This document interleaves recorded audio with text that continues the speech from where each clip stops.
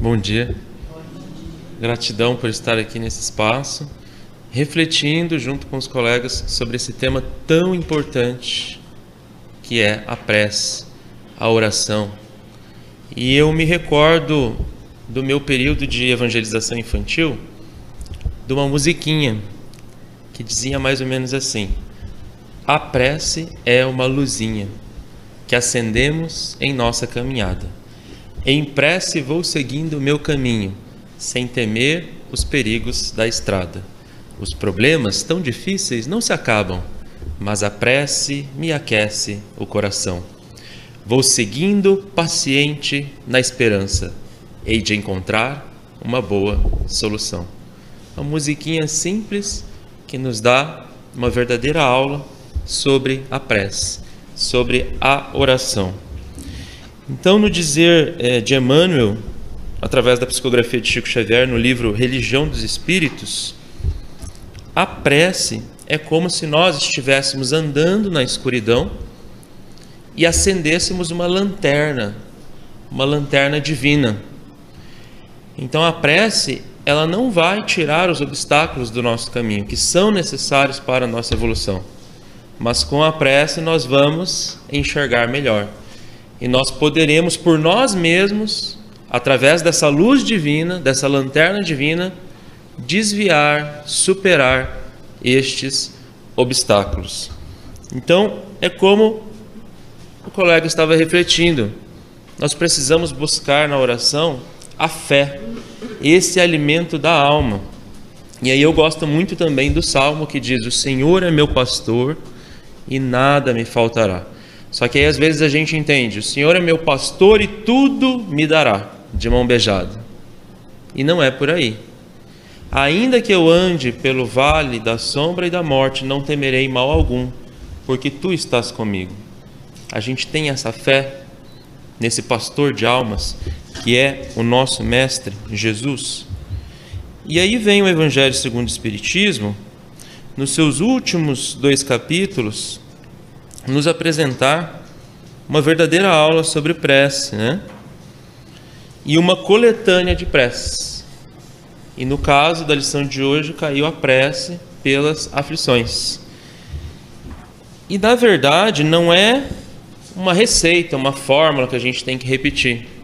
Como o Pai Nosso que Jesus nos ensinou também não é.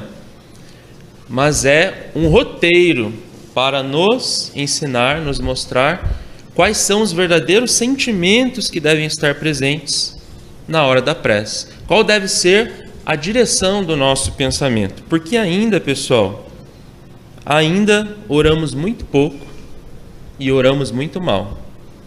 Porque se nós orássemos mais e se nós orássemos bem, com certeza o clima espiritual da Terra já estaria totalmente modificado, né? Ainda achamos que a prece é como se fosse uma petição inicial. Aí quem é da área jurídica vai entender melhor o que eu estou falando. É como se fosse lá protocolar um pedido, uma petição inicial no departamento jurídico divino, para ele analisar o nosso pedido e nos conceder. E não é bem assim. Nós sabemos que na prece a gente pode louvar, agradecer e pedir, claro. Mas será que nós estamos pedindo corretamente? De qual natureza é esse nosso pedido? Porque se a prece é uma comunicação com Deus, é uma comunicação com o mais alto, ou seja, é um relacionamento espiritual, eu vou fazer então um pedido de ordem material? Precisamos refletir, né? A pena abençoada aí de Chico Xavier vai nos dizer o seguinte. O Chico diz o seguinte: eu oro sempre pedindo não a ausência das dificuldades e dos problemas, das aflições, não, mas pedindo sabedoria, força, inspiração, para que eu possa trabalhar melhor com essas dificuldades, com esses problemas, com essas aflições, que, como foi falado aqui, estão aqui para nos ajudar, para nos auxiliar como instrumentos da justiça e da misericórdia divina. Então eu oro pedindo sabedoria, porque quem ora pedindo ausência dos problemas, facilidades, comodidade, conforto, ora sem o espírito de compreensão do que é uma verdadeira prece. E às vezes nós dizemos o seguinte: eu oro sim, mas eu não tenho resposta. Deus fica em silêncio, né? Mas sempre há respostas, pessoal, para as nossas preces. Só que é preciso ter olhos de ver e ouvidos de ouvir, e eu diria ainda mais, coração de sentir. Por quê? Porque Deus sempre responde, mas nem sempre é a resposta que a gente quer, né? Mas é sempre sim a resposta que a gente precisa. Deus nem sempre vai dar aquilo que nós queremos, e que bom para nós que Ele haja assim. Mas Ele sempre vai dar aquilo de que necessitamos. Então, Alta de Souza, em versos, no livro Parnaso de Além Túmulo, Psicografia de Chico Xavier, vai trazer uma grande reflexão para nós sobre prece. Num poema intitulado Mensagem Fraterna, diz assim: meu irmão, tuas preces mais singelas são ouvidas no espaço ilimitado, mas sei que às vezes choras, consternado, ante o silêncio da força que interpelas. Volve ao teu templo interno, abandonado, a mais alta de todas as capelas, e as respostas mais lúcidas e belas hão de trazer-te alegre e deslumbrado. Ouve o teu coração em cada prece, Deus responde em ti mesmo e esclarece, com a força eterna da consolação. Compreenderás a dor que te domina, sob a linguagem pura e peregrina da voz de Deus, em luz de redenção. Muitas vezes, pessoal, nós é que não estamos sabendo escutar a resposta divina. E aí eu achei um texto na internet que é a resposta de Deus para a oração do Pai Nosso. Olha que bonito. Então, quando a gente ora, Pai Nosso que estais nos céus, e por aí vai, que é como nós falamos, uma orientação de Jesus sobre como devemos orar, Deus nos responde assim: Filho meu que estás na terra, preocupado, confundido, desorientado, solitário, triste e angustiado. Eu conheço perfeitamente o teu nome e o pronuncio abençoando-te porque te amo. Não estás sozinho, porque eu habito em ti. Juntos construiremos esse reino, do qual serás o meu herdeiro. Desejo que sempre faças a minha vontade, porque a minha vontade é que sejas feliz. Deves saber que contas sempre comigo, porque nunca te abandonarei, e que terás, sim, o pão para hoje. Não te preocupes, só te peço que sempre compartilhes do pão com o teu próximo, com os teus irmãos. Deves saber também que sempre te perdoo. Perdoo todas as suas ofensas, antes mesmo que as cometa, ainda sabendo que as fará. Por isso te peço que faça o mesmo com os que te ofendem. Desejo que nunca caias em tentação, e por isso segure bem forte a minha mão e sempre confie em mim, porque eu te libertarei do mal. Recorde e nunca te esqueças de que te amo desde o início dos teus dias e te amarei até o fim. Eu te amarei sempre, porque sou o teu Pai. Que bela resposta, né? E muitas vezes, pessoal, a resposta de Deus é um belo não. E o não de Deus, por mais que a gente não ache, é sempre o melhor para nós. Porque nós, que somos pais da terra, sabemos que não devemos, dizer sim a todas as vontades dos nossos filhos. Na nossa sabedoria limitada, a gente já sabe que não pode dizer sim para todos os desejos dos nossos filhos, das nossas crianças, que dirá então Deus, que é sabedoria e amor infinito. Aliás, nós sabemos, porque infelizmente muitos pais da atualidade não estão sabendo dizer o não amoroso aos seus filhos, né? E aí, no dizer do psicólogo espírita Rossandro Klingen, nós temos crianças mimadas hoje, adultos imaturos amanhã. Pais que caem na seguinte roubada educativa. Qual que é essa roubada? Eu passei por muitas dificuldades, então meu filho não vai passar por essas dificuldades. Esquecendo que foi justamente as dificuldades porque ele passou que fizeram dele o homem que ele é hoje. Um homem honesto, um homem guerreiro, um homem batalhador. E é desse ensinamento que ele quer privar o filho.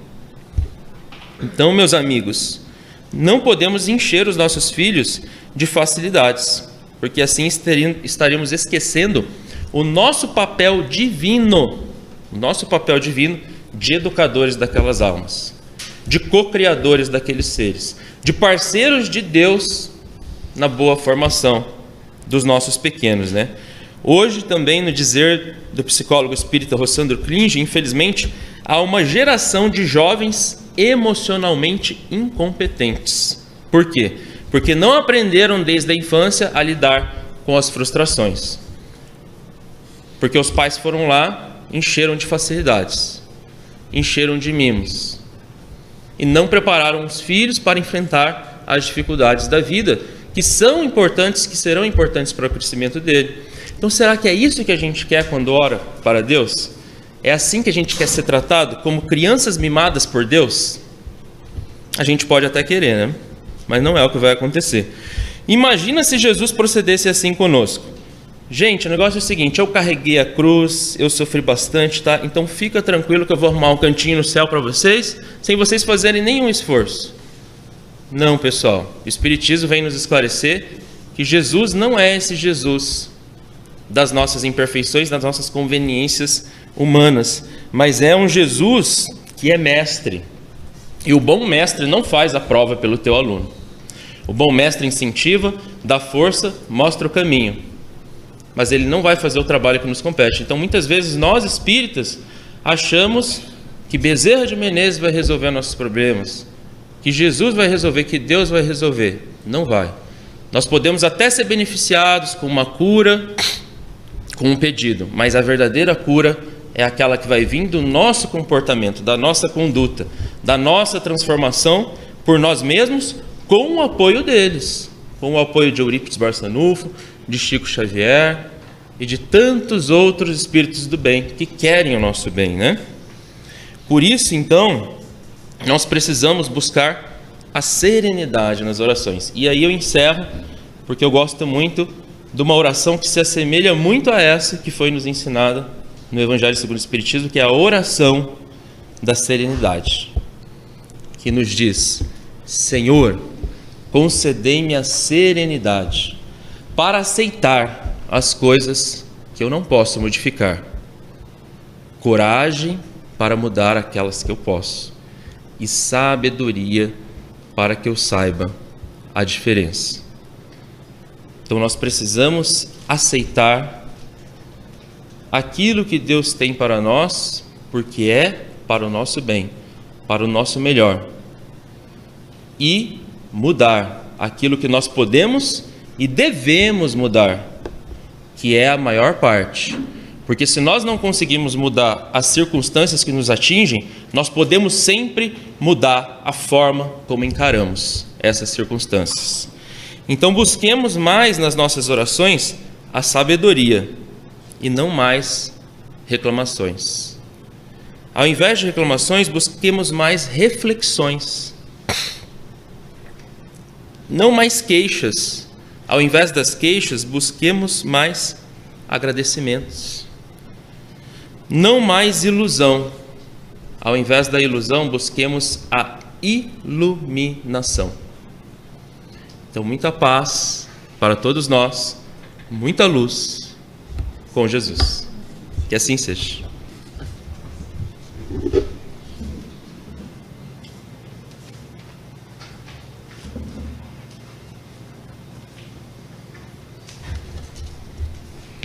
Dando sequência ao que os nossos irmãos já bem comentaram,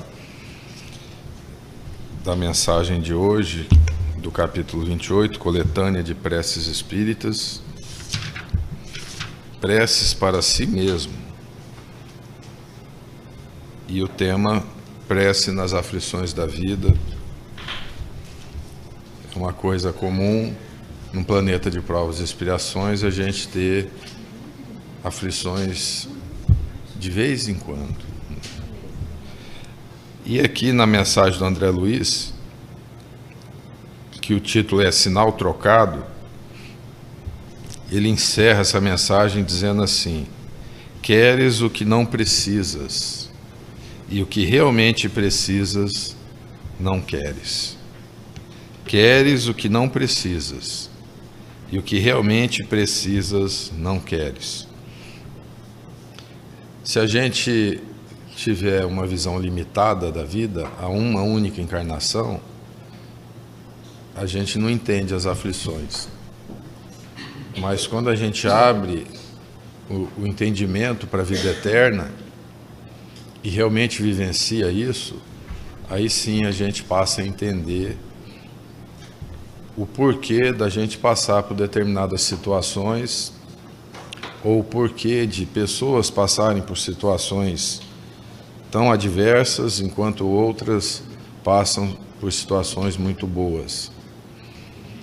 Não é uma punição, é a lei de causa e efeito, onde o que a gente passa é uma oportunidade, uma das palavras citadas aqui pelo Toninho, oportunidade para a gente se redimir e se aprimorar moralmente, espiritualmente, para dar sequência na nossa trajetória de evolução.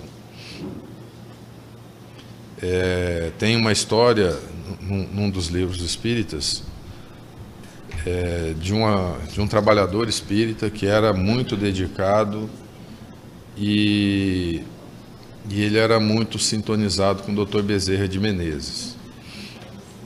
E quando ele desencarnou, ele se viu em conflito, martirizando na sua consciência por situações que tinham acontecido, e agora no plano espiritual, com a visão mais aberta, ele percebia isso.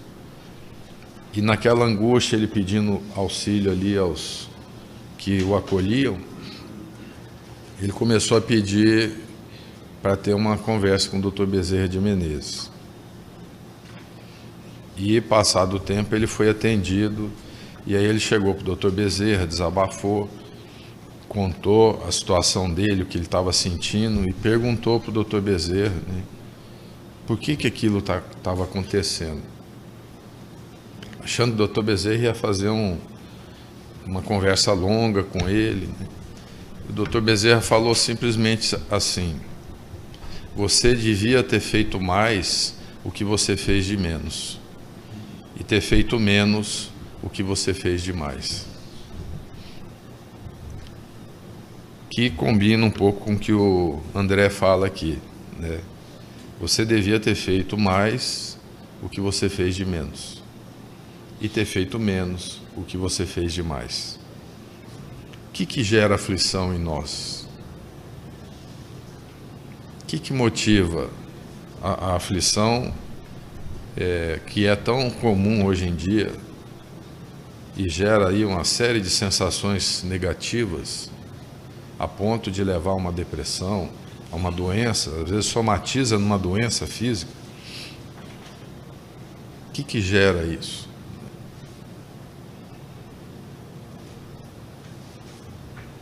É lógico que é importante a oração, e a doutrina traz aqui um modelo de prece, mas antes ela dá um prefácio. E no prefácio traz aqui algumas orientações para a gente. Não adianta a gente não eliminar a causa das aflições. A gente rezar todo dia e alimentar as causas das aflições, diariamente também. A prece vai ajudar, vai atenuar, mas a gente tem que trabalhar na causa.